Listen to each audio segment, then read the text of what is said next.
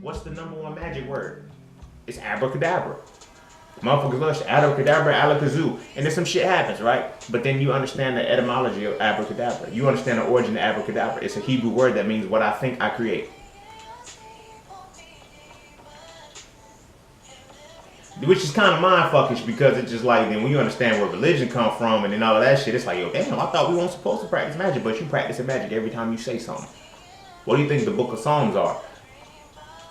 The Songs of Solomon. Like, you got to start to pay attention to why this shit is written in verses. You feel what I'm saying? It's written according to the poetic standpoint. The poetic standpoint is one of the masterful pieces of bringing magic into the world and invoking magic with words. Rhyming is the quintessential piece to that.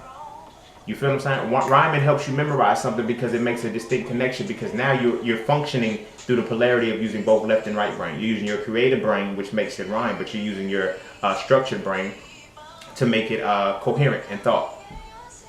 Powerful shit. As I said, when I took it back to that thing, like, how do you think I was able to use that to manifest, to get into, like, there's shit that I said over music that has completely altered my reality most times, but I knew what I was doing.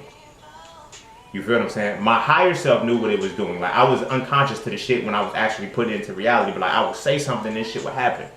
You feel what I'm saying? I would rap about wanting a girlfriend or some shit like that, and then I'll start gravitating towards women who I'm interested in.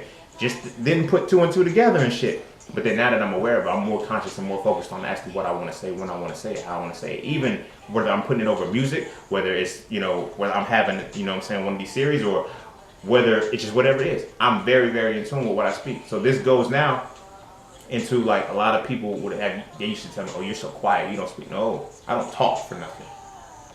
I don't talk. I speak well, I just don't talk.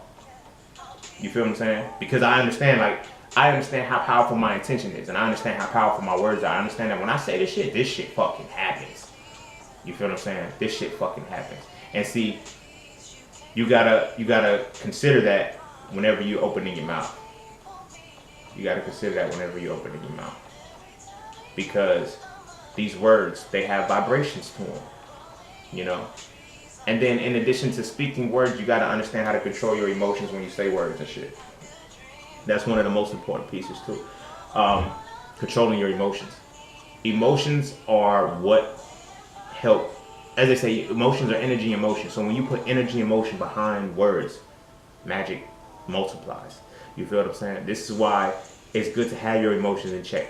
Because imagine, you know, I use an argument. I use relationship arguments.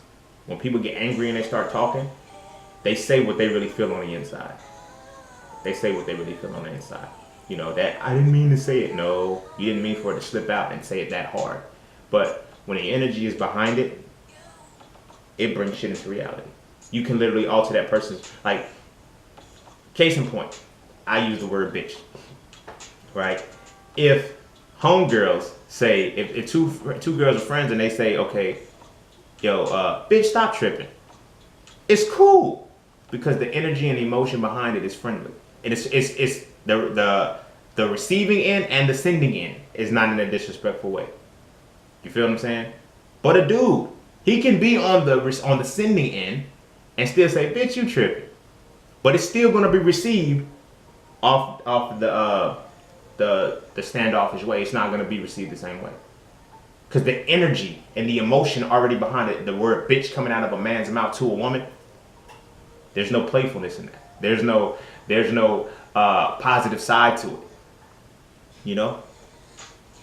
But at the same time, if she has a homosexual friend who calls her a bitch, it's okay. Because the energy is understood. That message is different. You feel what I'm saying? But then, so it goes back to energy. When a man calls a woman a bitch, she internalizes it differently than when a woman calls a woman a bitch. You know, because the energy that is given off behind this word is different. The vocal pattern of the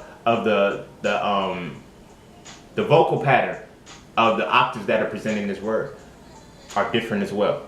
You know what I mean? To say bitch with bass as opposed to bitch in a higher pitched tone, it's totally different frequency. It hits different. It hits the mind different. You feel me? It hits the cells, it hits the body different. This energy reverberates and it keeps going and then you absorb it. You feel what I'm saying? Like as beings, we absorb light energy. We absorb energy, period. You know what I'm saying? But the two most pivotal energies that we absorb are light and sound.